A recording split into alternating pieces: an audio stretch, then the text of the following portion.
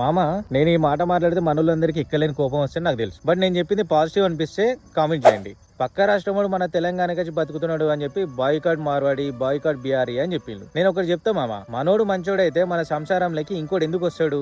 ఈ విషయం ఎందుకు చెప్తున్నా అంటే, నిన్న హైదరాబాద్కి వెళ్తే ర్యాపిడో బుక్ చేసుకున్నా. ఫస్ట్ బుక్ చేసుకున్నప్పుడు 178 రూపీస్ వచ్చింది. బట్ ఆ ర్యాపిడో నడిపే అతడు 278 అడిగిండు, 100 ఎక్స్ట్రా. ఎందుకు అని అడిగితే డిమాండ్, సో క్యాన్సిల్ చేసుకున్నా. సెకండ్ టైం బుక్ చేస్తే సేమ్ డిమాండ్ చేసి 100 ఎక్కువ, క్యాన్సిల్ చేసుకున్నా. సర్లే ఇంకొకసారి ట్రై చేద్దామని చెప్పి థర్డ్ టైం బుక్ చేస్తే 178 రూపీస్ కే కన్ఫర్మ్ అయింది. ఇక్కడ లాజిక్ ఏంటంటే, నేను ఫస్ట్ బుక్ చేసిన ఇద్దరు హిందూస్, లాస్ట్ టైం బుక్ చేసిన అతను ముస్లిం. నాకు 10 రూపాయలు వచ్చినా మంచిదే అనుకోని చెప్పి ఆ ముస్లిం అతను కన్ఫర్మ్ చేసుకున్నాడంట. నాకు 100 ఎక్కువ కావాలి అని చెప్పి మనోళ్ళు క్యాన్సిల్ చేసుకున్నారు. మనోళ్ళుగా అని చెప్పి నేను ప్రయారిటీ ఇచ్చి బుక్ చేస్తే మనోళ్ళు ఏమో పైసలకు చూసుకొని అక్కడ రైడ్ క్యాన్సిల్ చేసుకున్నారు. ఈ పని ఆ పని అని కాకుండా ప్రతి ఒక్క రంగంలో ఉన్నారు ముస్లింస్. కానీ మనోళ్ళు మాత్రం పైసా కావాలి, ఆడు హిందూ అయితేంది ఎవడైతేంది, మన లేదు ఏది లేదు. సో వాళ్ళకి మనకి వేరియేషన్ కనబడదా? వాళ్ళు ఏం చేస్తున్నారంటే వాళ్ళ కమ్యూనిటీ బిల్డ్ చేసుకుంటున్నారు. కానీ మనోళ్ళకు దొరబాబులు, మందు కావాలి, చిందు కావాలి, ఆంటీలు కావాలి, అమ్మాయిలు కావాలి, ఇవి తప్ప వేరే ఏది లేదు. మనోళ్ళకి యూనిటీ, తొక్క, తోటకూర ఏది లేదు. వాని బతుకాడు బతుకుతే చాలు. ఇట్లాంటి మెంటాలిటీతోని మనోళ్ళు మస్తు బాగుపడతారు మామ,